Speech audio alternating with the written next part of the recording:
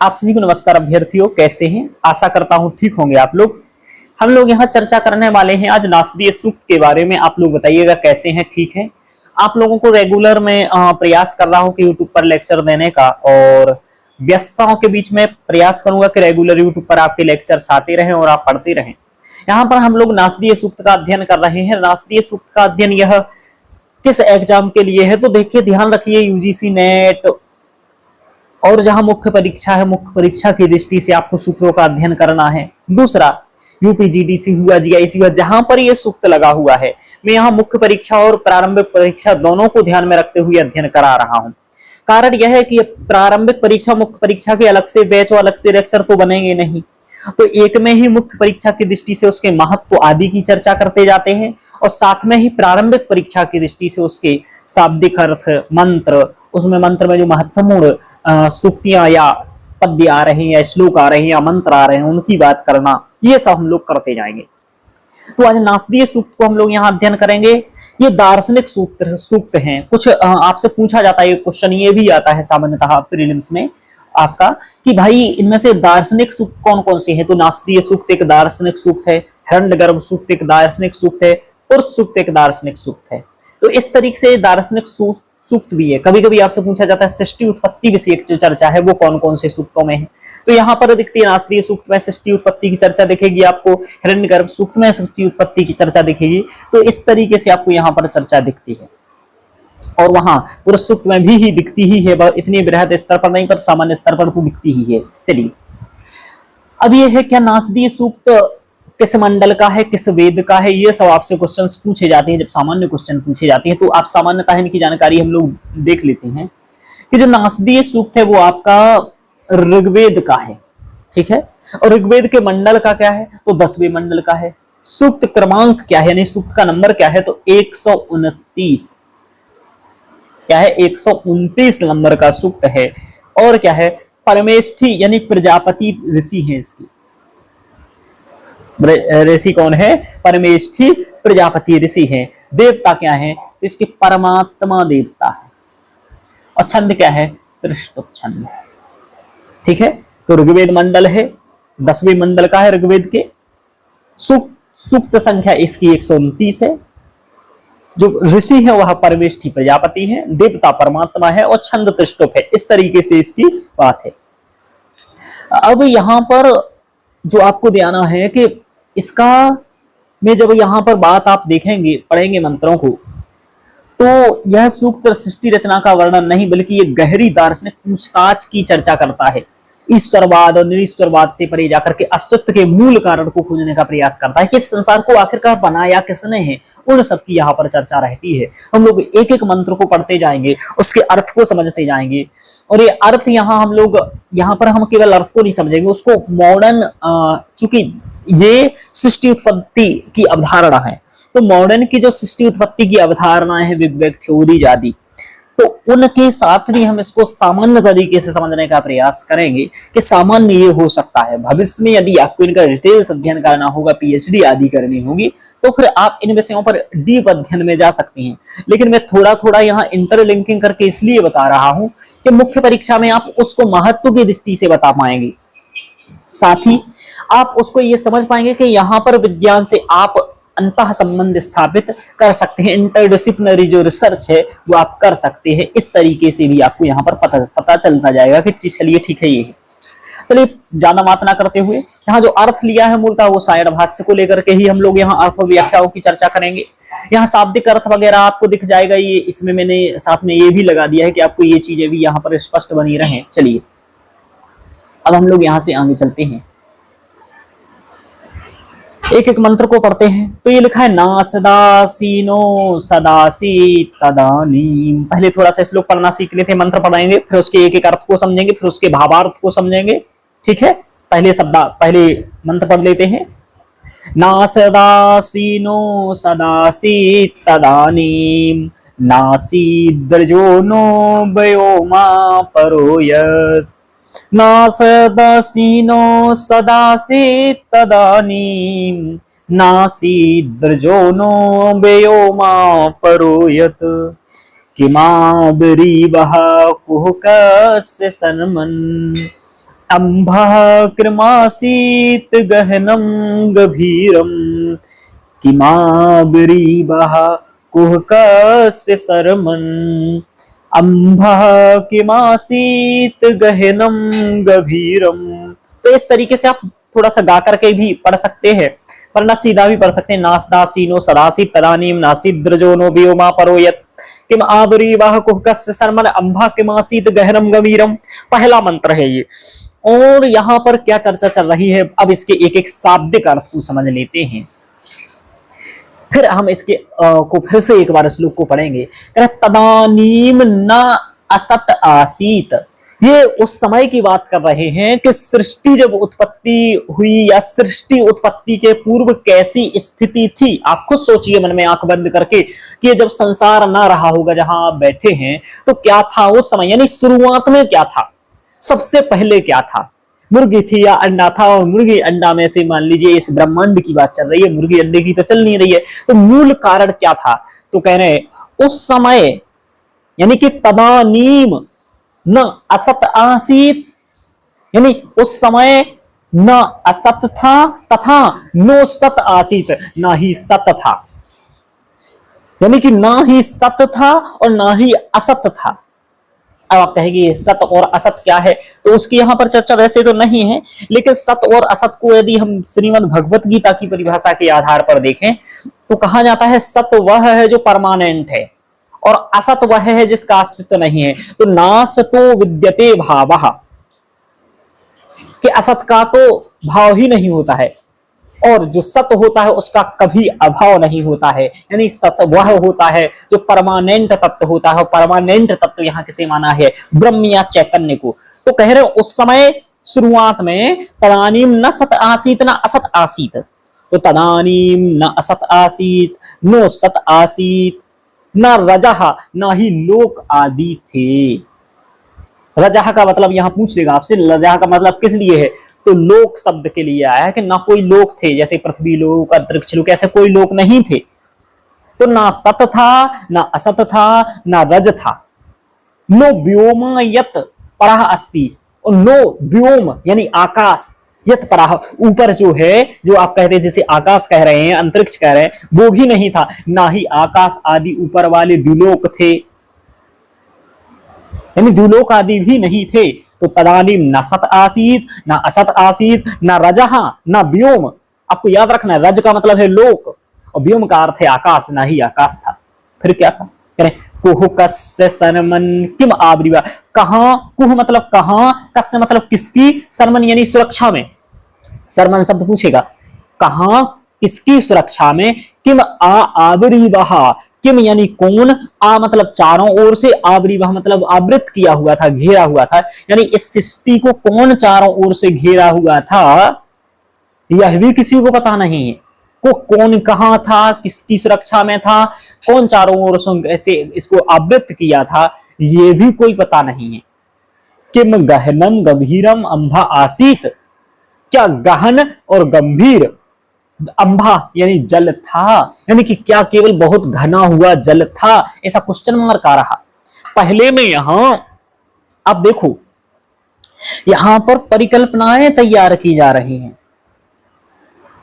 यहां पर क्या किया जा रहा है, परिकल्पनाएं तैयार की जा रही हैं। यहां पर सोचा जा रहा है कि तदानीम न सत आसीत न असत आसीत, उस समय ना ही सत था ना ही असत था, ना रज था ना व्योम यानी ऊपर के लोग थे। कुहकस्य शर्मन् किम आब्रीवा, कौन कहां था, किसकी सुरक्षा में था, या कौन चारों ओर से आवृत किया हुआ था, ऐसा कुछ पता नहीं। किम गहनम गंभीरम अंभा आसीत, क्या गहन एकदम भयंकर जल राशि थी, ऐसा क्वेश्चन मार्क की बात यहां पर आ रही है। यानी कि पूरा अर्थ को यदि हम समझने का प्रयास करें तो ये कह रहा है कि उस समय ना सत था ना ही असत था, और ना ही पृथ्वी लोग थे ना ही आकाश आदि ऊपर वाले लोग थे।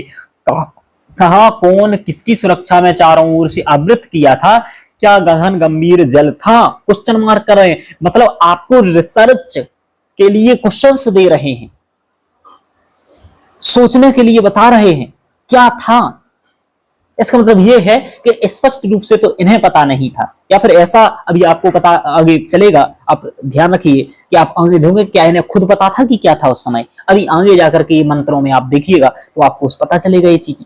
मैं अभी बता दूंगा तो आपको बता पढ़ेंगे कैसे आगे, तो आप इसको सोचिए कि आगे ये क्या कह रहे हैं अगले मंत्र में। तो पहले मंत्र में इन्होंने यही कहा, क्या कहा देखिए कि नासा ना सदासीनो सदासीत तदानीम, ना सत आसीत ना असत आसीत तदानीम, ना सदाद ना सदासीनो सदासीत तदानीम, ना असत आसीत ना सत आसीत तदानीम, यानी उस समय ना सत था ना असत था। देखो मंत्र का अर्थ याद हो जाएगा ना, अर्थ समझ आ जाएगा ना, तो मंत्र आपको अपने आप याद हो जाएगा। ना सदासीनो सदासीत तदानीम, ना सत था ना असत था, नासीद्रजो ना ही रज था, नो व्योमा परोयत, और वहां पर ना ही क्या था, व्योम यानी आकाश आदि, द्युलोक आदि थे।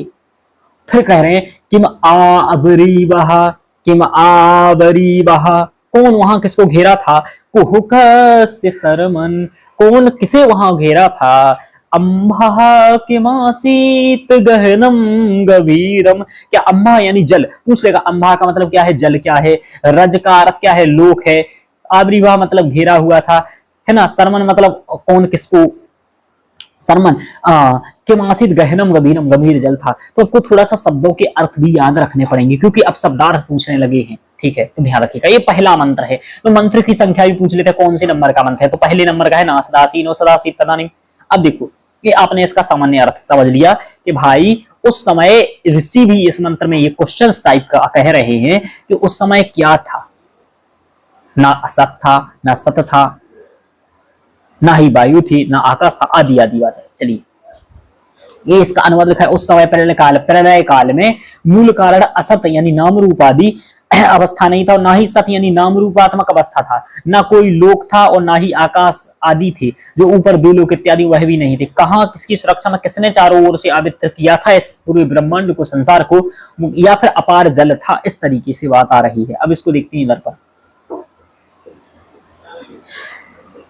आधुनिक वैज्ञानिक भी ये बात मानता है कि जो ये इस प्रकार की स्थिति है कि जहां कुछ नहीं था, न सत था ना असत था, बिग बैंग थ्योरी से पहले की स्थिति है। आधुनिक भौतिकी यानी मॉडर्न फिजिक्स मानती है कि ब्रह्मांड की उत्पत्ति शून्य से नहीं बल्कि एक ऐसी अवस्था से हुई है जहां पदार्थ और ऊर्जा का भेद नहीं था।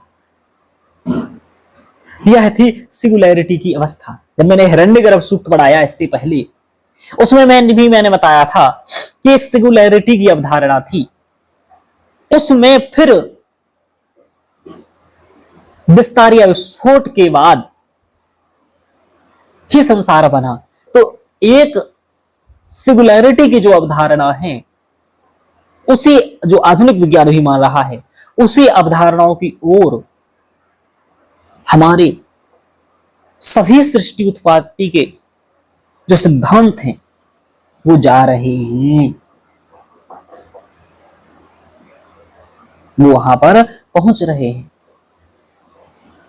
चलिए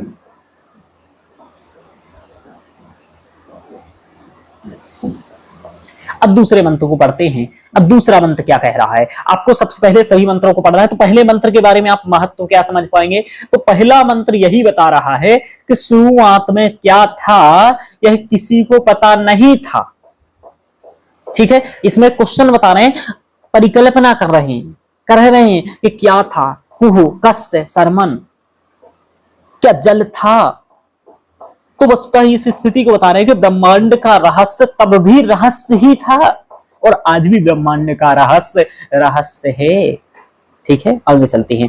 तो हमें समझ में ये आ रहा है कि आज से मान लीजिए ऋग्वेद का काल यदि हम 1500 ही मान के चले, जो लगभग प्रसिद्ध रूप से एनसीईआरटी मानती है और लगभग लोग मानते हैं, तो भी आप देखो कि जो 5000 साल पहले की जो बातें चल रही हैं, आप ऋग्वेदिक काल के समय की बातें, तो उनकी सोच क्या थी इस चीज के प्रति, सृष्टि उत्पत्ति के प्रति।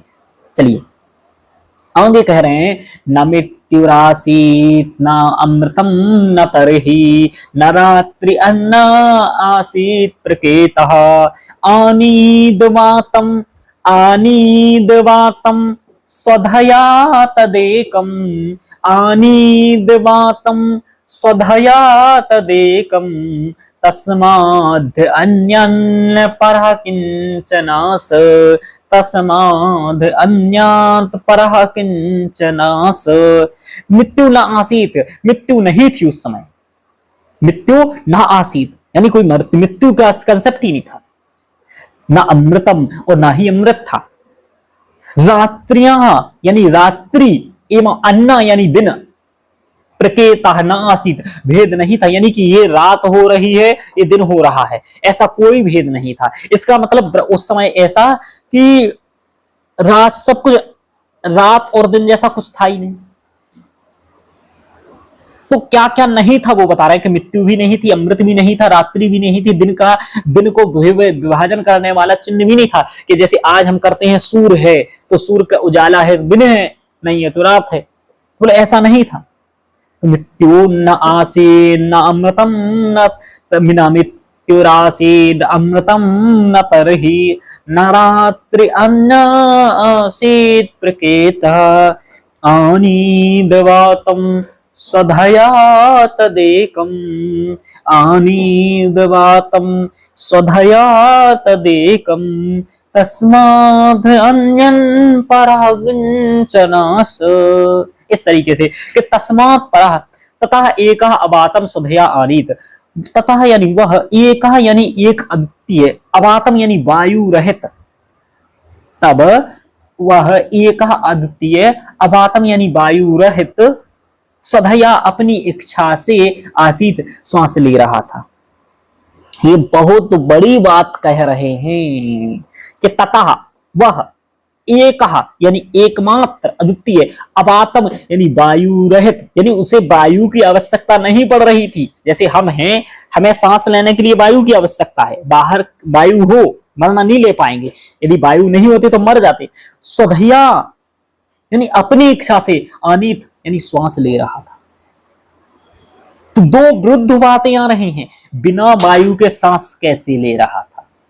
वस्तुतः आप समझो, वो ऐसी बात कर रहे हैं कि वो अपने चैतन्य से ही ले रहा था, यानी अपना उसमें स्वचैतन्य था और उसी चैतन्य से वह कर रहा था। जैसे आपने कभी कभी देखा हो कि आप ऐसा माने कि आप अपने हृदय पर हाथ रखें और आपको लगता है कि इधर नस चल रही है कोई, तो आपको नस या हृदय, हार्ट आपका धड़कते हुए दिखता है, तो आपको क्या लगता है, भाई हार्ट के अंदर है वो खुद ही धड़क रहा है, ठीक है। तो आपको ये तो नहीं लगता है कि मुंह से सांस जा रही फिर वो हार्ट है, हार्ट जाती तो ये सब प्रक्रिया तो है, लेकिन आपको पहली बार यदि आप इतना विचार न करो तो क्या लगेगा वही हो रहा है। तो ऐसी यानी कि वो स्वतः हो रहा है, स्वतः हिल रहा है वो चीज। तो वही कह रहे हैं कि ततः एक अवातम स्वधया आसीत, यानी कि एनर्जी के जो मूल सोर्स है उसकी यहां पर बात कर रहे हैं। और इस यहां पर इसकी बात यहां पर भी आएगी। देखो कि आधुनिक विज्ञान में समय और ऊर्जा, टाइम और स्पेस की जो बात आती है का अस्तित्व बिग बैंग थ्योरी से पहले नहीं था। बिना वायु के श्वास लेना उस आंतरिक ऊर्जा को दिखाता है। वही मैं कह रहा हूं, इंटरनल एनर्जी की बात कर रहा है यहाँ पर, कि उस इंटरनल एनर्जी का प्रतीक है जो विस्फोट से पहले ब्रह्मांड में समाहित थी, या फिर जो एक जिसे ये सिंगुलैरिटी कहते हैं, वो एनर्जी जो प्रारंभिक एनर्जी थी, जो और सब जगह पर नहीं थी, वो एनर्जी वो उसी एकमात्र जगह पर थी। तो उसी एकमात्र जगह को, उसी एनर्जी के सोर्स को क्या कहा जा रहा है, इंटरनल एनर्जी। वो ही क्या कर सकता है, यह गुरुत्वाकर्षण और ब्रह्मांडीय बलों की सुप्त अवस्था थी। तब गुरुत्वाकर्षण भी नहीं था और ब्रह्मांडीय जो बल हैं जिनके कारण ग्रह परस्पर एक दूसरे से जुड़े हुए हैं, ब्रह्मांड में एक दूसरे की परिक्रमा कर रहे हैं, जिन बलों के कारण वह बल किस ऊर्जा से परस्पर जुड़े हुए हैं या कार्य कर रहे हैं, उसी की बात ये बात है कि ततः एक अवातम स्वधया आसीत, वह एक अद्वितीय वायु रहित अपनी इच्छा से श्वास ले रहा था। तस्मात् परः किंचन आस, तस्मात् परः उससे बढ़कर अन्य कोई नहीं था, उससे बढ़कर अन्य कोई नहीं था। अब आप कह रहे हैं, देखो पहले मंत्र में एक प्रश्न कर रहे थे कि भाई जब जल था, ये था, वो था, खुद एक कंफ्यूज थे तो इस मंत्र में ऐसा क्यों कह रहे हैं? तो देखिए दो बातें हो सकती हैं यहां पर, दो बातें हो सकती है जो मुझे समझ में आती हैं कि पहले में वो क्वेश्चंस उठा रहे होंगे और आगे यहां पर उसके उत्तर देने का प्रयास कर रहे होंगे। क्वेश्चन उठाए, यहां उत्तर देने का प्रयास कर रहे हैं, ये हो सकता है। दूसरा ये हो कि उन्होंने पहले क्वेश्चंस कर लिए कि भाई ये हमारी शोध समस्या है, ये क्वेश्चन है कि क्या था ब्रह्मांड, था कि शुरुआत में अवस्था कैसी थी, फिर अपने अकॉर्डिंग उसका आंसर देने का दे रहे होंगे कि भाई ऐसी ऐसी अवस्था थी जो उन्हें जान पड़ रही है। अब ऐसी अवस्था थी, नहीं थी, क्या था, उसकी आप जांच कर लीजिए मेरे भाई। यदि आपको लगता है कि ये ठीक नहीं कह रहे हैं तो आप जांच करिए, या फिर उन्होंने क्वेश्चंस दे दिए तो क्वेश्चंस की जांच करिए कि जो ये कह रहे हैं कि ततः एकः अवातम स्वधया आदिसीत, तो क्या ऐसा आधुनिक ये मानता है कि ऐसी स्थिति थी उस समय और इन्होंने कहा होगा तो कुछ सोच के कहा होगा या फिर कुछ अपनी कुछ ना कुछ तो कहा ही होगा सोचकर। तो क्या यह सही है? यह हमारे लोगों का जांच कर सकते हैं, जांच कर सही, ठीक है। इसको हम ना सही मान सकते हैं और ना गलत मान सकते हैं बिना प्रमाणों के, ना मानना चाहिए। मैं कहूंगा जब तक आप परीक्षण ना हो, चीजें ना करें तो नहीं मानो भाई, लेकिन इसको ये भी मत मानो कि पूर्णतः गलत भी है चीज, ठीक है। आपको इस पर विचार करना है, ये मेरा कहना है, ठीक है। तो नामित्युवासीत अमृतम न तरहि न रात्रि अन्न आसीत प्रकेतः अनिदवातम, यानी बिना वायु के स्वधया तदेकम, स्वयं से ही तत् एकम वह एकमात्र, तस्मात् अन्यत्र परहत किंचनास, उसके अलावा और कोई नहीं था। अब साम्यता देखो, कहने अनिदवातम तत् एकम, एक ब्रह्म की बात यहां पर आ रही है। सेम बात हिरण्यगर्भ सूक्त में थी, तो हिरण्यगर्भ सूक्त में भी एक इसी प्रकार की अवधारणा की बात चल रही थी। वो भी विचार करने का प्रयास करते हैं कि सबसे पहले कौन था, हिरण्यगर्भ था। और यहां पर वहां हिरण्यगर्भ तो नाम नहीं लिया, लेकिन कह रहे हैं तद एकम, और वो क्या कर रहा है, स्वधया अनिदवात, बिना वायु के स्वयं की इच्छा से, स्वयं के बल से श्वास ले रहा है। यह बात यहां पर आ रही है। तो इसका हिंदी अर्थ देखने का प्रयास यदि करो आप तो इस तरीके से कर सकते हो कि उस समय मृत्यु नहीं थी, अमृत भी नहीं था, तथा रात्रि और दिन का भेद नहीं था। वह अकेला अद्वितीय वायु रहित अपनी इच्छा से श्वास ले रहा था, तथा उससे बढ़कर अन्य कोई पदार्थ नहीं था। महत्व की दृष्टि क्या है यहाँ पर, मैंने बताया कि जो यहाँ पर गुरुत्वाकर्षणीय और ब्रह्मांडीय जो बल है, मूल जो ब्रह्मांड को संचालित करने वाली एनर्जी है, उस एनर्जी की बात यहां पर चल रही है। किस शब्द से, अनिदवातम स्वधया तदेकम, इससे। और दूसरा यहां ना रात्रि अन्न आसीत, ना मृत्यु आसीत, ना अमृतम आसीत, वहां पर एक ये और तद एकम, इस शब्द से एकमात्र ब्रह्म या एकमात्र एनर्जी की बात चल रही है, जिसको हम ब्रह्म भी कह सकते थे। दावन, बिना वायु के अवायु अपनी स्थिति शक्ति स्वधा से सांस ले रहा था, उसके सिवाय कोई कुछ नहीं था। तो एक जो ब्रह्मांड की मूल शक्ति है उसकी भी बात यहां पर निकल के आ रही है। तस्मात् परा अन्यत कंचनास, उसके अलावा कोई और नहीं था, यानी कि वह अकेला था। इसको पुष्ट कर रहे तदेकम शब्द को, ये बात ठीक है। तो ये आपको एक शब्द का अर्थ आया, ना उस समय ना मृत्यु आसीत, मृत्यु थी, ना तरही रात्रि ना आसीत प्रकेता, और ना मृत्यु थी ना ही अमृत था, तरही न रात्रि, रात्रि भी नहीं थी, अन्ना आसीत प्रकेता, यानी प्रकेता यानी चिन्ह नहीं था, यानी रात्रि और दिन को विभाजित करने वाला चिन्ह नहीं था।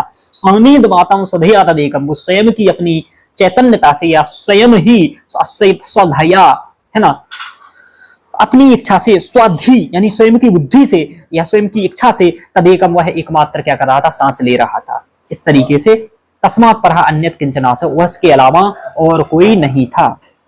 ये हो गया।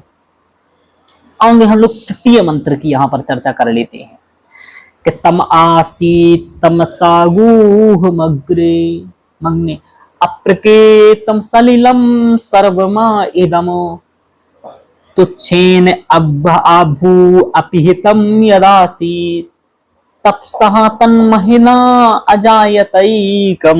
इसको हम लोग पहले समझ लेते हैं, फिर एक एक अर्थ को पढ़ेंगे। पहले हिंदी अर्थ समझ लीजिए आप इसके, एक एक शब्द का अर्थ है। अग्रे यानी सबसे पहले, तमसा अंधकार से, गूल गूह गलत लिखा है, हाँ ये क्या है, डा है ये। वो आप जानते थे कि ला टाइप का है, तो गूहम अग्रे इस तरीके से, तो ये ला नहीं है, गू ये इस तरीके से आबूडा वाला है, अग्नि मीड़े वाला। गूहम गूहम तमह आसीत, कि पहले अंधकार से ढका हुआ अंधकार था। कैसी बात कर रहे हो भाई, अंधकार से ढका अंधकार था, मतलब कह रहे पहले अंधकार से ढका हुआ अंधकार था, यानी सिर्फ अंधकार ही अंधकार था। अग्रे तमसा गूह तमह आसीत, एकदम घना अंधकार था। ये कोई कैसी बात कर रहे हैं यहां पर समझ। शुरुआत में केवल अंधकार था, जो अंधकार से ही ढका हुआ था, सब कुछ पहचान रहे थे, यानी जल यानी सलिल जैसा था, जल जैसा था। वह जीवन तब तो तुच्छ शून्य से ढका हुआ था कि महिमा से उत्पन्न हुई, यानी कि उस समय क्या था, सब कुछ शुरुआत में क्या था कि मतलब चिन्ह रहित था, उसे आप पहचान नहीं सकते थे। अंध की ये चीज ये है, ये चीज ये, सब अंधकार जैसा ही लग रहा था। इदम सर्वम अप्रकेतम सलिलम आह, यानी यह संपूर्ण चिन्ह रहित जल था, चिन्ह रहित था, वहां पर चिन्ह नहीं थे, अप्रकेतम चिन्ह नहीं थे। इदम सर्वम अप्रकेतम सलिलम आह, वही वहां सब चिन्ह रहित था, मतलब कोई भेद नहीं थे कि ये चीज ऐसी, ये चीज ऐसी। सलिलम आह कि तम अग्रे तमसा गूढ़म तम आसीत, पहले अंधकार से ढका हुआ तम था। इदम सर्वम, यह संपूर्ण अप्रकेतम चिन्ह रहित सलिलम आह जल था। यत्तुच्छेन अभिहितम आभु आसीत, जो भाव रूप से आच्छादित सर्वव्यापी था। क्या था? भाव रूप से आच्छादित सर्वव्यापी था, यानी उपादान कारण की बात कर रहे हैं यहां पर कि भाव रूप से यानी अज्ञान से आच्छादित सर्वव्यापी था, यानी कि केवल अज्ञान था। यह संपूर्ण चिन्ह रहित जल था। करे अग्रे तमसा गूहम तमह आसीत, पहले अंधकार से ढका हुआ अंधकार था, पहली लाइन हो गया। इदम सर्वम अपकृत, और यहां पर जो जल आती था, तो यह संपूर्ण चिन्ह रहित जल था, यानी जल जल ही लग रहा था कि जल ही जल है, ये जल ही जल है। ये वाली बात हिरण्यगर्भ सूक्त में भी आई थी। अब ये वहां पर भी ध्यान रखना, वहां पर जब अध्ययन किया तो वहां पर भी यही बात आई थी। आगे देखते हैं।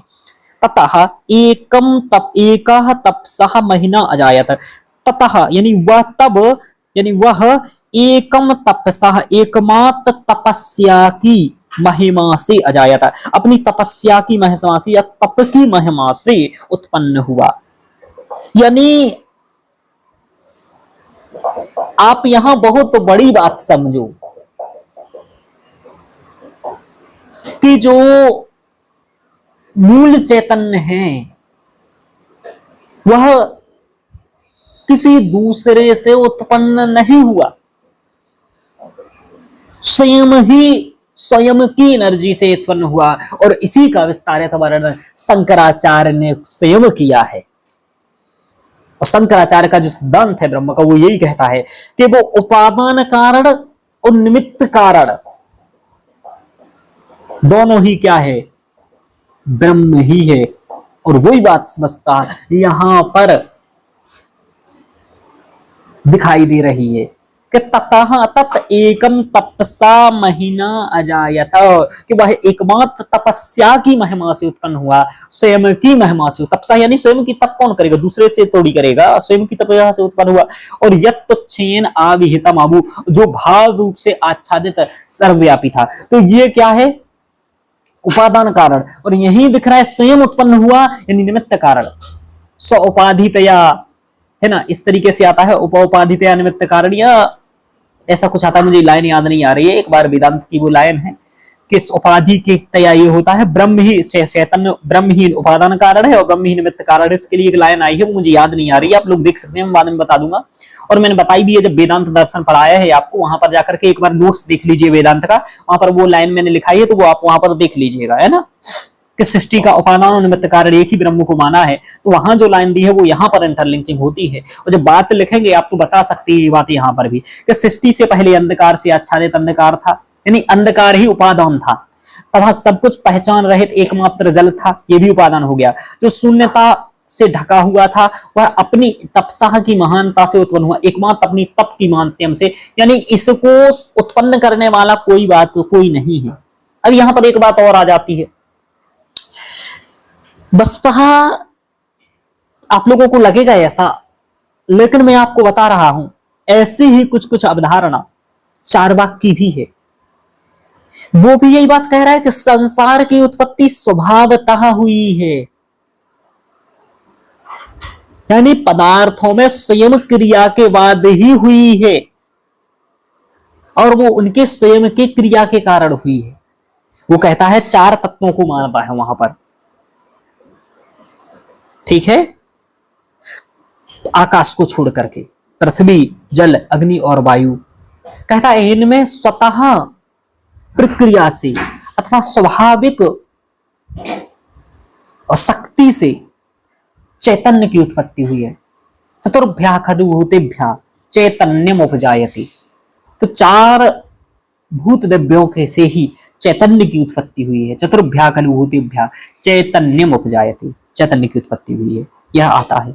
तो आप वहां देखें कि वहां पर भी किसी अलग कारण की बात नहीं है।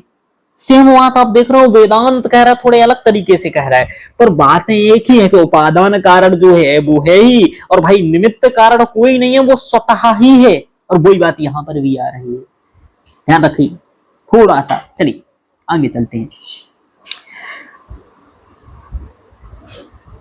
यदि आप लोगों को कुछ अलग लगता है और कुछ और आपका विचार होता है तो आप वो भी आप कमेंट में बता सकते हैं मुझे यहाँ पर, तो मुझे भी कुछ नया विचार मालूम चलेगा, ठीक है। मैं अपनी अकॉर्डिंग इन चीजों को विचार करने का प्रयास करता हूं और भी चीजें सोचने का यहाँ वहां बात करके भी करता हूं। चलिए, तप कह रहे हैं, तप ब्रह्मांडीय ऊष्मा को कह रहे हैं कि तप से आया, यानी अपनी तप से आया नहीं कि उस ब्रह्मांडीय ऊष्मा से आया, ये तप के रूप में ब्रह्मांडीय ऊष्मा, यह प्लाज्मा अवस्था है, ठीक है, का वर्णन करता है। बिग बैंग के समय उत्पन्न हुई अत्यधिक ऊर्जा और ताप ने ब्रह्मांड के विस्तार की शुरुआत की। यानी कि पहले एक जगह स्थित थी, फिर उसी ने क्या किया, विस्तार किया, और धीरे धीरे ब्रह्मांड में एनर्जी या ऊर्जा का संचालन हुआ। तो वस्तुतः यही वो एकमात्र ऊर्जा है जो एक मूल जैसे चतुर्भ्या खलुभूतेभ्यः, जो खलु मूलभूत तत्व हैं उनके से ही चैतन्यम उपजायति, चैतन्य उत्पन्न हुआ। और चैतन्य उत्पन्न हुआ यानी चैतन्य यानी ऊर्जा, एनर्जी उत्पन्न हुई। सेम बात वो कह रहे हैं वेदांत, वो समझ रहे हो, विरोधी है वैसे तो आपके सब पिक्चर, लेकिन कुछ मामलों में क्या होता है कि एक जैसी अवधारणाएं देखने को मिलती हैं। चलिए आप ये देखो, ये बहुत अच्छा कह रहा है। जैसे मान लीजिए एक अंडा है, अंडा एनर्जी से भरा हुआ है और फिर अंडा क्या हो रहा है, फूट गया है, समझ नहीं आ रहा, और ये काला काला था पूरा। तो पहले अंधकार से घिरा हुआ अंधकार था, सब कुछ अज्ञात उत्पन्न अज्ञात समान था, वह एक जो तुच्छ वो वॉइड से ढका था, उसने तप हीट एनर्जी की महिमा से उत्पन्न हुआ, वो हीट से आया है। इस तरीके से बात कर रहे हैं यहाँ पर। चलिए तो ये हम इस मंत्र को देखते हैं कि तम आसीत तमसा गुहम अग्रे, कि उस समय तम ही तम था, अंधकार ही अंधकार था और अंधकार से ढका हुआ था। पहली बात हो गया, तम आसीत तम था गुहम अग्रे अप्रकेतम सलिलम सर्वमा इदम, और सर्वमा सलिलम था यानी कि जल से ढका हुआ था, और वो जल से था, और अप्रकेतम था यानी चिन्ह आदि वहां पर कुछ नहीं था। फिर कहें तो छेन आभु अपिहितम यदासीत, तो आपने इसका अर्थ देखा यहाँ पर कि तो छेन अभिहितम यानी भाव रूप से आच्छादित था, आभु यानी सर्वव्यापी आसीत, तो छेन आभु अपिहितम यदासीत, कि वह भाव रूप से संसार में यहाँ भाव रूप में था, आच्छादित था, सर्वव्यापी था, यानी भाव रूप भी था वहां। वहां तत्व तो कुछ ना कुछ तत्व तो थे, क्या वही तम ही एक प्रकार का क्या है, भाव रूप तत्व है। तो छेन आभुअपिहितम यदासी, फिर क्या हुआ, तपसस्तन महीना, कि तप की महिमा से अजायत एकम, तप की महिमा से वह एकमात्र, फिर वो क्या हुआ, उत्पन्न हुआ है। तो तम आसी तम सागुहमग्रे सलिलम सर्वमा इदम, तो छेन आभुअपिहितम यदासी तपसा तन महीना जायतैकम, इस तरीके से ये हो गया। चलिए अब आगे इसका चौथा मंत्र है। इस तरीके से इसमें 7 मंत्र हैं, लेकिन आज हम प्रयास करते हैं इतना ही रहने देते हैं, क्योंकि मुझे काम है तो उस काम से जाना है। और 3 मंत्र हो गए हैं, 4, 5, 6 और 7, 4 मंत्र हम अगले लेक्चर्स में कर लेंगे और इसके और भी मंत्र को समझेंगे। बहुत ही अच्छा सूक्त है और इस पर चर्चा होनी चाहिए, अच्छा सूक्त है, तो उसको लेकर के हम काम कर सकते हैं और अच्छा है ये। तो इस तरीके से हम लोग विचार करेंगे और इसके महत्व को समझेंगे और इसी तरीके से पढ़ेंगे। फिर हिरण्यगर्भ सूक्त यहाँ आप ये सूक्त पढ़ लेंगे तो सभी जितने भी सूक्त हैं आप दार्शनिक उनको पढ़ेंगे। और हम यहाँ पर तो आप लोग पढ़ते जाइए, बताइए कैसा लग रहा है। आप लोग भी अपनी बातें बता सकते हैं। हम लोग एक मंत्र पर थोड़ा सा अच्छे से पढ़ने का प्रयास करते हैं, उससे थोड़ा सा आधुनिक उससे जोड़ने का प्रयास करते हैं। यहाँ भी देखो यही बात आई थी जो मैंने बताया कि एक सबका ऐसे ही मानना था यहाँ ब्रह्मांड में, यहाँ भी आधुनिक साइंस का भी इसी के मानना है कि भाई एक थ्योरी थी और एक सिंगुलैरिटी था और धीरे धीरे उसमें हीट उत्पन्न हुआ और फिर विस्तार हुआ ब्रह्मांड का। तो आपको सामान्य बातें विज्ञान की इतनी पता रहेंगी, फिर बाद में आप डीप रिसर्च करेंगे, इस पर थोड़ा सा और जाएंगे तो आपको धीरे धीरे इनके सिद्धांत भी पता चलेंगे और आगे की बात चलेंगे। मैं आपको बीज दे सकता हूं, वृक्ष बनाना आपके ऊपर है, ठीक है। आप इस पर और रिसर्च कर सकते हैं, उस वृक्ष बनाने में भी मैं सहयोग करवा सकता हूं, लेकिन वृक्ष तो आपको ही बनाना पड़ेगा, वरना मैं बना लूंगा तो फिर मैं आपको क्यों ही बताऊंगा। समझ पा रहे हो? या फिर कोई कर लेगा तो वो आपको क्यों ही बताएगा। मूल काम तो आपको ही करना पड़ेगा, आपको कोई सहायता कर सकता है। ठीक है मित्रों, तो आज के लेक्चर में इतना ही। आप लोग बताइएगा कैसा लगा, और इसी के साथ हम लोग आज की अपने लेक्चर को यहीं रखते हैं। यदि अच्छा लगे तो आप लोग चैनल से जुड़िएगा, सब्सक्राइब करिएगा और अपने इस परिवार को आगे बढ़ाइए। ओके मित्रों, धन्यवाद।